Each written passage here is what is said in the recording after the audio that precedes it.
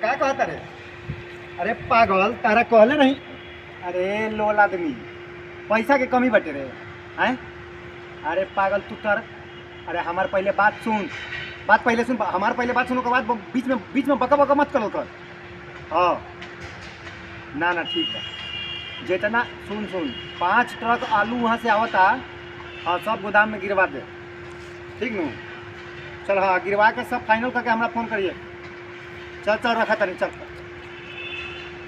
पागल आदमी सब। का हो, का हाल बा? के बारा बबुआ? हम तारा के चिन्ह तनी। चिन्ह तारा? बैठो बैठो बैठो। अच्छा तू भिन मामा। के? हां चिन्ह तनी यार, पूजवा के बहिन के बारात में तारा के देखले रही। कौन पूजवा हो? याद करो।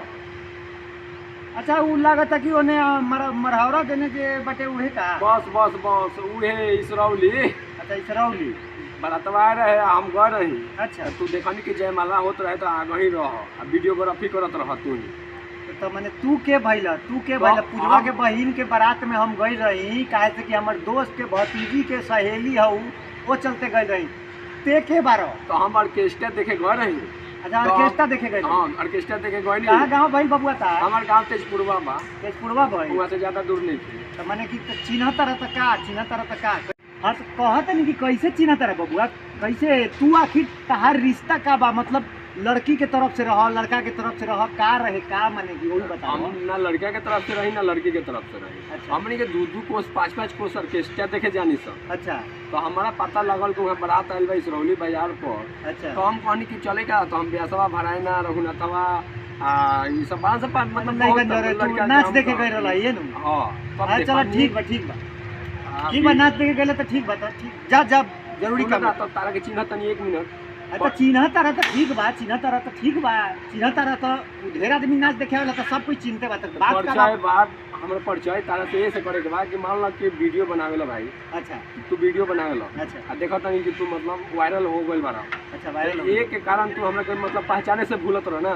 ना भाई तब हम सारा दुनिया के पहचानते बानी। वहाँ तो नाच देखे लाखों आदमी आयल होई, तब सबके हम चिनते बानी ना। तो हमार बात समझे ना तू, हमारी एक बात बा भैया, देखो चिन्ह तनी हम तारा के। चिन्ह तारा तो बोला का बात बाटे? चिन्ह तारा तो से कुछ काम बाटे हमरा से तो बोला। कौन से कहिए मत। हमनी के गांव के इज्जत के सवाल बाटे। अच्छा। तो 50 गो रुपया चाहिए, महुए पिए के बता 50 गो रुपया। हम पूरा चैनल के जेने तेने मतलब लिंक पर डाल देम, जेने तेने फेसबुक पर डाल देम। 50 रुपया मांगे खातिर हमरा अभी बैठल बारे झूठो के तेरा चिन्ह तानी भाग यहाँ से। ए लेखा बेइज्जती करबो? बेइज्जती करत ऐसा 50 आदमी दिन भर में हमरा आयन 50 रुपया हम बांटत रह जान, जिंदगी हमर खत्म हो जाए ऐसे ही। 10 गो रुपया दे दो भाई। अरे पागल बौरा आदमी गइले की मारम चप्पल के मुंह फाड़। अरे गइले पागल आदमी की मारम की मुंह पूछ दे। हम चिन्ह तानी तुम गजब पागल आदमी बटे। चिन्ह तानी हम तारा ना चिन्ह तानी, निकल जा। तारा लगे अहंकार हो गइल बा। अहंकार ऐसा एक्टर के ना होखे के चाहिए। अरे अहंकार का ठीक है हो गइल बा भाई। हमरा एक्टर बानी, वीडियो बनावी ले, उससे का मतलब बटे? हम अपन जान पहचान के आदमी के मदद करब चाहे कुछ करब। तारा हसी ना साला महुआ पिए खातिर तारा दे। सब वीडियो देखिला हम, सब वीडियो देखिला। जितना तू फेकू बाबा का बनावेला हम सब देखले बानी। हम मतलब देखी ना। ए भाई बात तू हमार वीडियो देखी हम खेसारी भैया के प्यार करत हई त कितना आगे बढ़ गइल बान। ए भाई ते वीडियो देखे लीस तो ऐसे तो हमारा लाखों आदमी चैनल पर 11 लाख आदमी वीडियो देखले बाटे। तो हम 11 लाख आदमी के कईयो रुपया दे, हम तो 11 लाख कहाँ से देब रे? प्यार चीज के कोनो चीज नहीं के हम चिन्ह तनी कहत तनी तारे के चिन्ह तनी प्यार। अरे भाई तो ऐसन तो ढेर आदमी हमरा चिन्हता, हम का करी? चिन्हे के का करी? उ जान तुम उमा का ना दिहन, उमा का 10 रुपया कम से कम लेवलन बहनी कराई दो ना। 10 रुपया महुए पिए के। मैंने ते पैसा ले ही के जाइबे? बस 5 रुपया दे दो, छोड़ा 10 रुपया 5 रुपया दो। अरे ले रे 5 रुपया ना मनबे लागत। 5 रुपया दे दो। हट ओने दूर रह। का है हाथवा हमर जड़ल बा भाई। जड़ल तो लागत है कि कुछ दूसरा चीज बाटे ना। जड़ल बा कोनो दिक्कत नहीं। ले जा।